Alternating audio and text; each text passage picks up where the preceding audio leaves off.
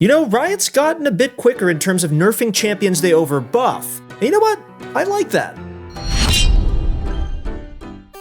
What is up? It is your friend Christoph. Nice to see you guys again. This time we're going to be going over some of the changes to Summoner's Rift on patch 10.17. We're getting closer and closer to the end of the season, and the hype is building up. Everyone needs a break at some point, so this patch is a bit smaller than we're used to, but expect things to pick up again next patch. Regardless though, these changes are actually quite significant, as they're working on fine-tuning the champions. They're a bit too much at the moment, if you know what I mean. But before we get into the video, our question of the day: if you could design a summoner spell, which summoner spell would you add to the game? Personally, I think it'd be kind of cool if one of the summoner spells just summoned a minion on your cursor wherever you place it. I told my friend this the other day and they were like, what the hell? That doesn't seem like it'd be useful at all. I mean, I was kind of thinking it could block maybe a Blitzcrank hook or a Morgana Q, but to be honest, I don't know. Let me know what you guys think down below. But before we get into our first change, I have an announcement, and that is that we have now VOD reviews. If you guys played a game and you just didn't do very well, go to ProGuides.com and upload your replay, where a challenger coach will analyze it for you in less than 24 hours. They'll send it back to you with all the notes that you need in your game, what you did wrong, what you should do next time. I've personally done it. Really helpful. I highly recommend it. All right, now starting with the top lane, we've got one change to cover, and that is to Aatrox. Aatrox has been underperforming quite heavily, especially in solo queue, where his win rate settled around 48% for a while now. He's not able to do well in the current meta, and for several patches now, he's failed to demonstrate solid results. To help him out, Riot has buffed his ultimate this patch, increasing the bonus AD from R from 20 to 30% to 20 to 40%. This buff is rather minor, but it should help out Aatrox's late game quite a bit, as he'll have plenty of AD to make the most of the multiplier. While this won't affect Aatrox's win rate significantly in solo queue, he might see more play competitively. If he receives another minor buff, there's no doubt that Aatrox will be ready to make his return and find his footing in the meta once again. For now, Aatrox will remain in the C tier, but he's very close to being pushed up the tier list. The other change we've made on the list is that we've moved Hecarim down from the S tier to the A tier. He received a nerf that we'll cover in the jungle section next. With no other changes, however, we'll keep our top lane list in place. Our OP picks right now are Darius and Shen. Darius still sports the highest ban rate in the top lane because of how difficult it can be to play against him. While the Nimbus Cloak nerfs did hurt him quite a bit, he's still just as strong as ever, and we're still waiting on some more shifts to the meta if we ever want to see him dethroned. Luckily, a lot of fighters have been seeing more play, and Darius's win rates have been slowly dropping, but he's still worthy of the OP tier for now. Shen is also still finding immense amounts of success at all ranks. We're still confident these two champions are here to stay, unless they receive some big nerfs in the following patches, so definitely pick or ban them while you can. In our S tier, we feature Fiora, Garen, Jax, Urgot, Nasus, Singed, Maokai, and Camille. For players in gold and below, Garen is one of the strongest top lane champions you can pick. I'm coming. When you can't manage to lock in Darius. He's banned away very often, so feel free to default to Garen instead. For players in platinum and higher, you'll want to pick Fiora instead because of the immense pressure she puts on the map. I succeed. That covers the top lane, so let's go over some more changes in the jungle. First up in the jungle is Evelynn. The buffs she received last patch were overkill, and Riot has decided to take away some power. Her Q's base damage has been reduced by 5 and thus has gone down from 30 to 50 to 25 to 45. Since Evelynn cast this spell furiously, losing 5 damage on it actually is pretty sizable. She went from invisible to terrorizing solo queue overnight. We don't think this nerf will take her out of commission completely. For now, we're going to be moving Evelynn down from the OP tier to the S tier, but make sure to stay tuned next week as we'll keep you guys updated. Hecarim is in a similar situation to Evelynn. He also popped off last patch following a big buff to his E. In his case as well, Riot has decided to give him a little bit of a rollback, a pretty big one actually. His E, rather than ramping up from 25 to 100%, now only goes from 25 to 85%. Just like Evelynn though, he's still close to OP, and he's also a pick our analysts want to keep their eyes on. Hecarim's incredible mid-game damage output allows him to dominate team fights and carry his teammates on his massive back. His sustain is also pretty crazy with Conqueror, his W, and even Death's Dance contributing. As a result, guys, we've moved Hecarim down from the OP tier to the S tier for this patch. Break their ranks. Last in the jungle is a buff to Gragas. His base armor has been increased from 35 to 38. While this buff helps, he'll definitely still struggle a bit in solo queue. Extra base armor, however, does mean that he'll be much safer than before, and also have an easier time in 1v1s against a lot of the roster.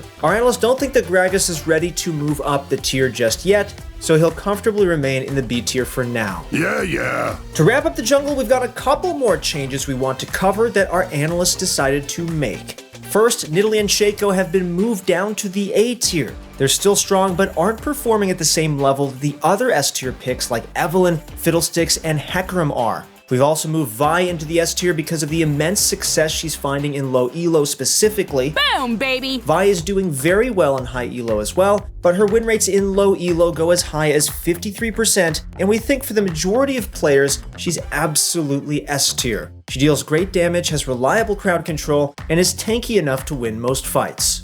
Thus, our S tier for the jungle consists of Evelynn, Hecarim, Kha'Zix, Karthus, Fiddlesticks, Nunu, Rek'Sai, Vi, Elise, Kayn, Zac, and Graves. It's a long one, but all of these characters can actually carry very, very well if you put your time into learning them. Speaking of learning these characters, some of them are difficult, and if you need extra help, maybe you lost a game or two on them and you don't know how to improve, go to ProGuides.com and upload your replay right now. Using our Pro Video Analysis service, where a Pro Challenger player will actually look at your video, will customize his response, and you get a video in the morning telling you exactly what you did wrong and how to improve in your next game. Man, I wish when I was climbing back in the day that I had this service available to me. Sounds like Freelo if I've ever heard it.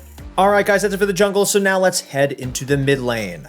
In the mid lane, we've got two nerfs to cover, so let's start with Qiyana. First up, her W's on-hit damage AD ratio has been reduced from 20% to 10%, and her E's base damage from 60 to 200 to 60 to 180. This nerf has blindsided many solo queue players because it feels like it's come from out of nowhere. Qiyana isn't a very popular mid laner anyway, but statistics convey that she's actually a pretty strong one, so those nerfs do have some merit. In Platinum and higher, Qiyana's win rate was just around 52% last patch, so at least for high elo players, this nerf was somewhat necessary. Unfortunately, however, this nerf hurts Qiyana quite a bit during the late game, so there's a lot more pressure to close out games quickly, and that can be pretty difficult in low elo. The nerf on her W's on-hit damage ratio takes a huge hit on her damage output in extended fights, so we're going to be moving Qiyana down from the A tier to the B tier as a result this patch. How dare you?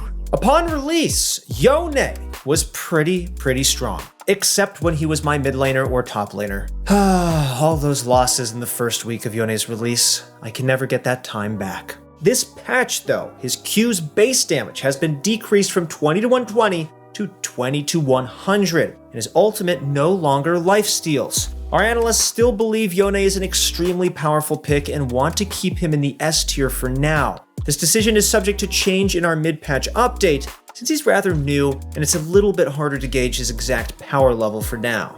The mid lane didn't have very many balance changes this time around, so it's going to remain the same. In our S tier for this patch, we have Fizz, Vladimir, Zed, Talon, Kassadin, Katarina, Echo, Diana, Sylas, Galio, Annie, Karthus, Yone, and Nocturne. We do, however, have some picks that are very close to breaking into the OP tier. Annie's win rates are absolutely phenomenal. However, it's difficult to say that she's OP just yet because of her lower play rates. She also doesn't command a very high ban rate either. A lot of players are okay with just letting her through the draft. Champion like Zed, however, forces a lot of players to ban him out. Do not deny me. He's really difficult to lane against, and most players intend to win lane, snowball their leads, and win games. And Zed definitely is in your way. He's a very contested pick, sports a very solid win rate, and was banned out 41% of games last patch. Our analysts will continue looking at him this patch to determine whether or not he should be bumped up.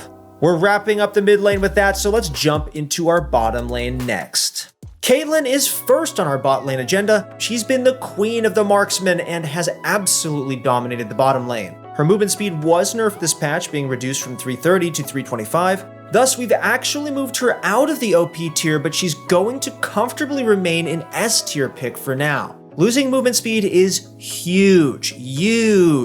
Remember that the patch that shot her win rate up through the sky increased her base damage and her movement speed. But since she's been performing so well, Riot has decided to pull one of those buffs, and this should help players versus Caitlyn by giving them more opportunities to beat her during the laning phase.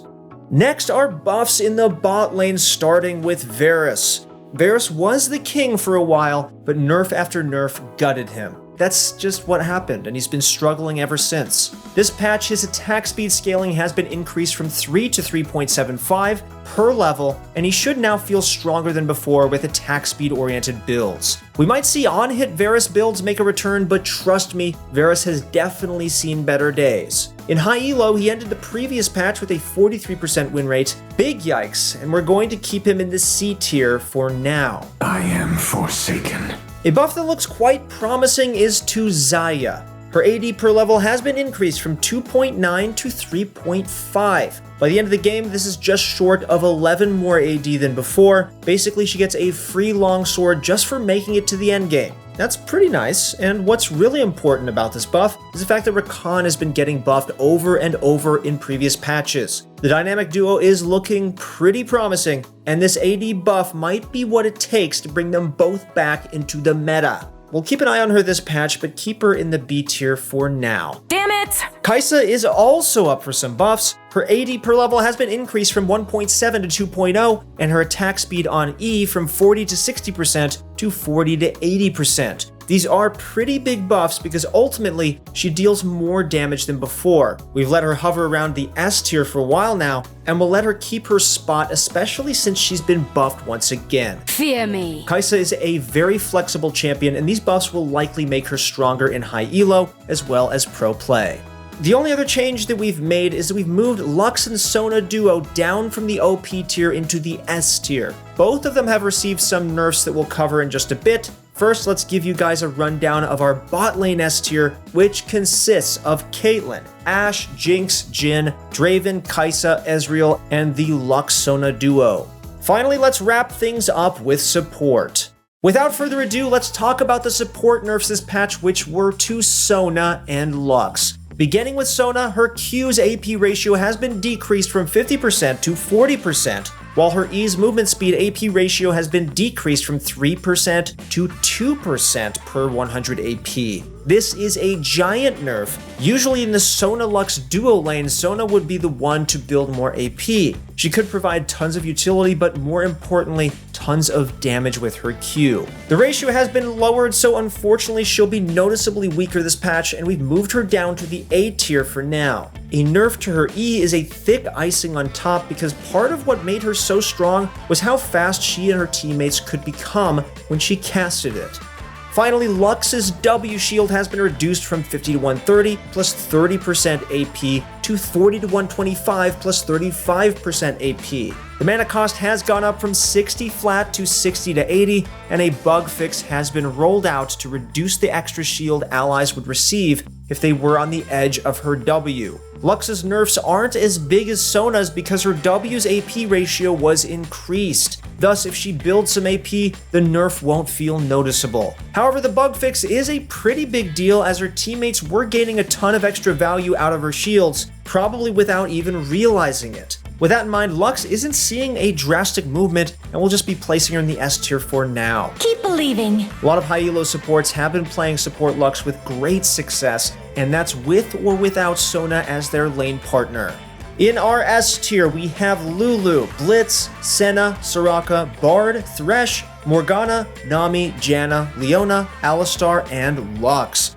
Alright guys, that's going to conclude our patch rundown for patch 10.17. Thank you guys so much for watching. We really appreciate your support. And once again, if you lose a game, or even if you won a game and you're curious about what you did wrong, or even right, then go to ProGuides.com and upload your replay, and we'll get a challenger coach to review that for you guys right now. Alright guys, that's it for now. Thank you guys so much for watching. Good luck in your next few games, and I'll see you on the Rift.